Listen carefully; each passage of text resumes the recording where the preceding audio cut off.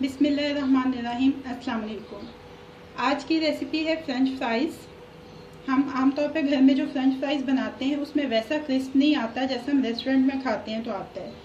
उसके लिए एक तो बड़ी वजह यह है कि आप स्टार्च वाले आलू यूज़ ना करें, जो न्यू अराइवल होता है वो यूज़ करें, पुराना स्टॉक जो होता है आलू का वो इस्तेमाल ना करें। इसके लिए हमें जो इंग्रेडिएंट्स चाहिए उसमें हमें पानी चाहिए, आलू है हमारे पास 500 ग्राम्स और 1 टेबलस्पून हमारे पास सॉल्ट है।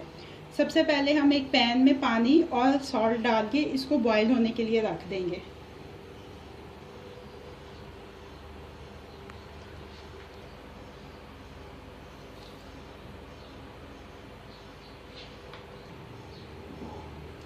कोशिश करें कि बड़े साइज़ के आलू लें और उनको पील करके अच्छी तरह से वॉश कर लें ताकि इसके अंदर का थोड़ी बहुत स्टार्च है भी तो वो चली जाए।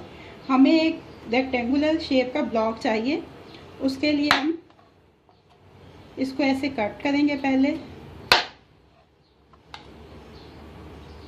फिर साइड्स पे से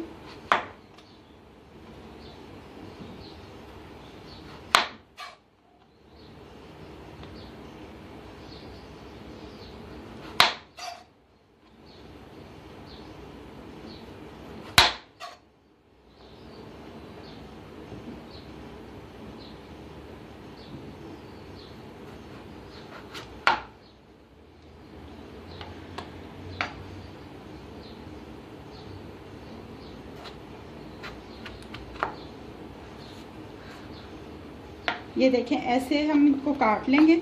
उसके बाद हम साइज काटेंगे।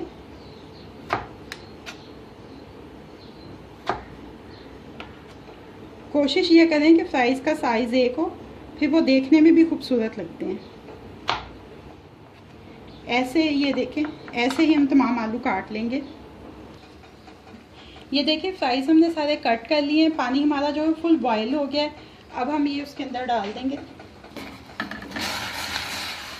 इनको हमने बहुत ज़्यादा नहीं, बस ये थोड़े से इसके ऊपर बबल्स बनेंगे तो हम इसको निकाल देंगे।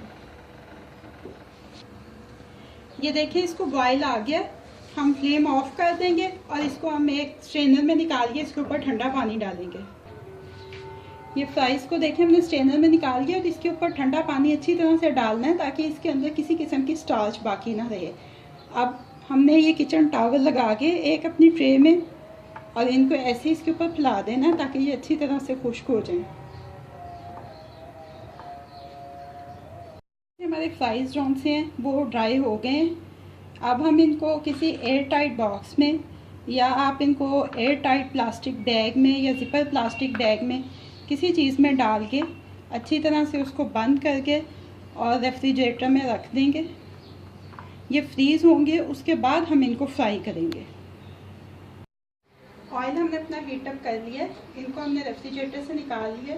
अब कोशिश करें कि इनको ओवरनाइट आप फ्रीज़ करें, ये जम जाए। जब ये जम जाएंगे तो ये ज़्यादा अच्छे फ्राई होंगे। अब हम इनको फ्राई कर लेते हैं।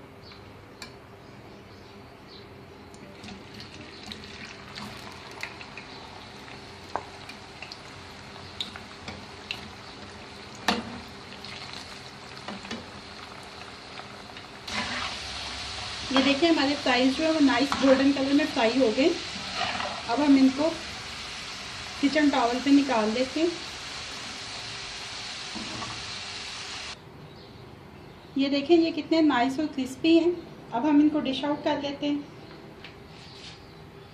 ये देखें हमने इनको डिश आउट कर लिया है, हमारे फ्रेंच फ्राइज़ रेडी हैं।